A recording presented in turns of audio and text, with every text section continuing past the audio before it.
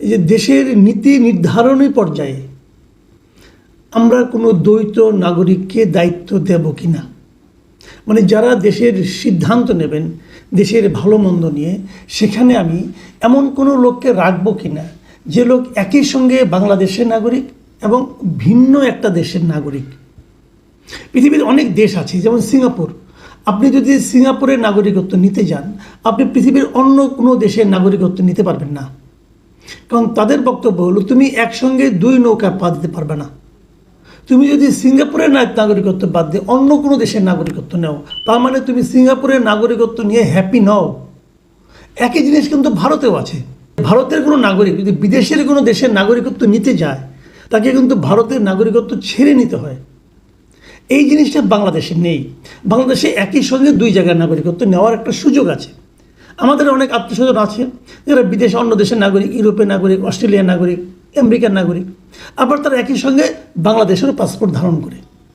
এটা নিয়ে আমার কিন্তু ওইভাবে কোনো আপত্তি নেই। আমার আপত্তি একটা জায়গায় হলো যখন সে বিদেশের নাগরিকত্ব নেবে তখন সে বাংলাদেশের রাষ্ট্রীয় নীতি নির্ধারণে কোনো কাজে থাকতে পারবে না। আমাদের দেশে একটা নীতি নির্ধারণী পর্যায়ে একটা সিদ্ধান্ত দিল যে এই কাজটা করা উচিত, অমুকের সঙ্গে যুদ্ধ ঘোষণা করা উচিত, অমুক দেশের সঙ্গে এই চুক্তি করা উচিত। এই যে নীতি নির্ধারণী সিদ্ধান্তগুলো, এটা যদি পরবর্তী সময়ে ভুল প্রমাণিত হয় তাহলে তো আমি তো সেই লোককে ধরতে পারবো না, সে তো বিদেশ চলে যাবে। এবং এই জিনিসগুলো কিন্তু গত কয়েক বছর ধরে এখানে ঘটেছে। আমরা দেখেছি এস আলমের কথা বলেন, সামিট গ্রুপের আজিজ খানের কথা বলেন, যত লোক পাবেন, যত বড় বড় লোক পাবেন, এরা প্রায় সবাই বাংলাদেশের পাশাপাশি আরেকটা দেশের নাগরিক, যে কারণে ওদের কাউকে আপনারা কিন্তু ধরতে পারবেন না, কিছু করতেও পারবেন না। যতই চিল্লাচিল্লি করেন কিচ্ছু করতে পারবেন না। আপনি এস আলমটা কীভাবে যাবেন? সে তো সিঙ্গাপুরের নাগরিক, তাকে আপনি কিছু বলতেই পারবেন না। আজিজ খান কিছু বলতেই পারবেন না।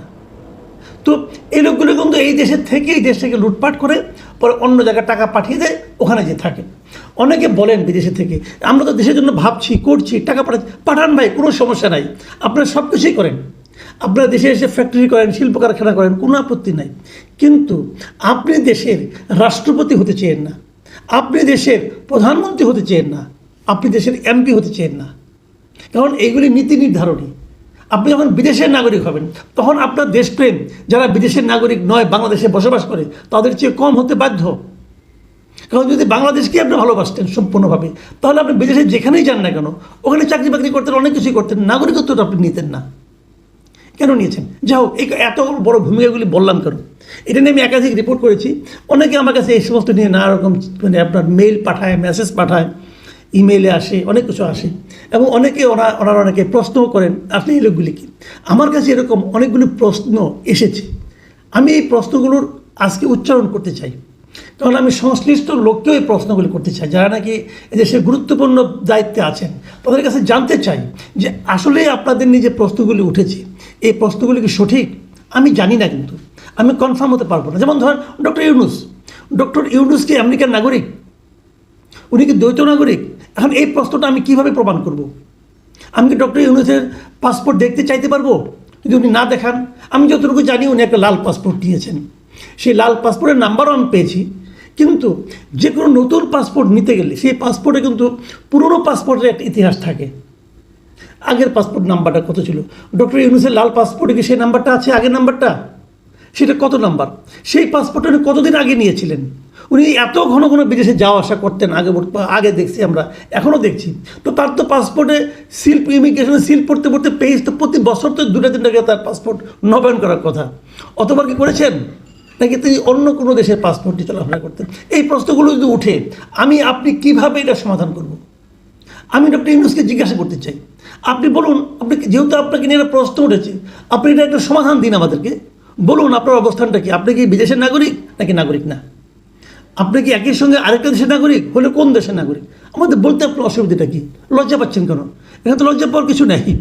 আর যদি বাংলাদেশের সংবিধান আপনি মানেন, সংবিধানে বলা হয়েছে যারা অন্য দেশের নাগরিক তারা এই ধরনের সাংবিধানিক কোনো পদে যেতে পারবেন না, মানে মন্ত্রী, এমপি হতে পারবেন না। শপথ নিয়ে যে কাজগুলি করতে হয়, যে কাজগুলি করার জন্য শপথ নেওয়ার দরকার পড়ে, সেই সমস্ত পদে ওনারা যেতে পারবেন না।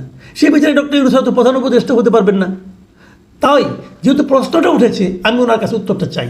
আমি চাইবো ওনার প্রেস উইং এই ব্যাপারে একটা ব্যাখ্যা দেবে।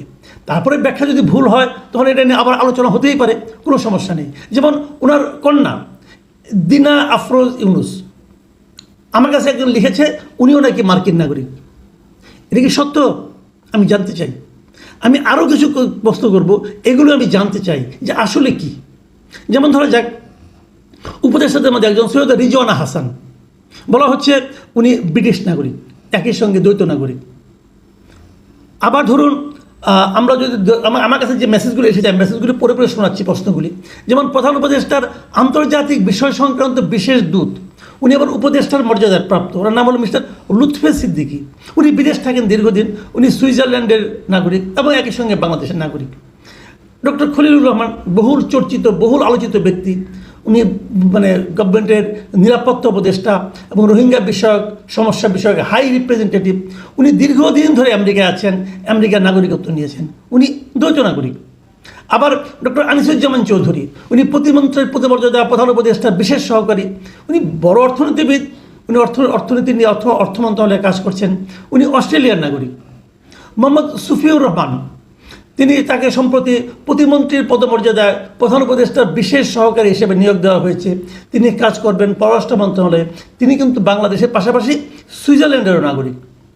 তারপরে শেখ মঈনুদ্দিন, প্রধান উপদেষ্টা বিশেষ সহকারী হিসাবে প্রতিমন্ত্রীর পদমর্যাদায় সড়ক পরিবহন ও সেতু মন্ত্রণালয়ে উনি নিয়োগ পেয়েছেন। উনি অনেকদিন ধরে মার্কিন যুক্তরাষ্ট্রের প্রবাসী এবং মার্কিন যুক্তরাষ্ট্রের নাগরিক। ফয়াজ আহমদ তৈয়ব, উনি প্রতিমন্ত্রীর পদমর্যাদায় প্রধান উপদেষ্টা বিশেষ সহকারী, উনি প্রকৌশলী এবং তিনি একই ধারে বাংলাদেশ ও নেদারল্যান্ডের নাগরিক। আশিক চৌধুরী, খুব আলোচিত চরিত্র একজন, উনি বিরাট চেয়ারম্যান, ওনার আসল নাম হলো চৌধুরী আশিক মাহমুদ বিন হারুন। তিনিও মেধাবী লোক, কোনো সন্দেহ নাই, কিন্তু তিনি একই সঙ্গে বাংলাদেশ এবং ব্রিটিশ নাগরিক, মানে উনি দ্বৈত নাগরিক। ডক্টর আলী রিয়াজ, যিনি সংবিধান সংস্কার কমিশনের প্রধান এবং জাতীয় ঐক্যমত্য কমিশনের ভাইস প্রেসিডেন্ট, উনি মানে ভাইস চেয়ারম্যান উনি, এবং উনি বিভিন্ন পলিটিক্যাল লিডারদের সঙ্গে নিয়মিত আলোচনা করছেন সংস্কার নিয়ে। উনি কিন্তু দীর্ঘদিন ধরে ইলিনয় স্টেট ইউনিভার্সিটির উনি অধ্যাপক। উনি প্রায় 3 যুগেরও বেশি সময় ধরে বিদেশে থাকেন, ইংল্যান্ডে থাকছেন, আবার আমেরিকায় থাকেন। উনি মার্কিন নাগরিকত্ব ওনার আছে, উনিও দ্বৈত নাগরিক।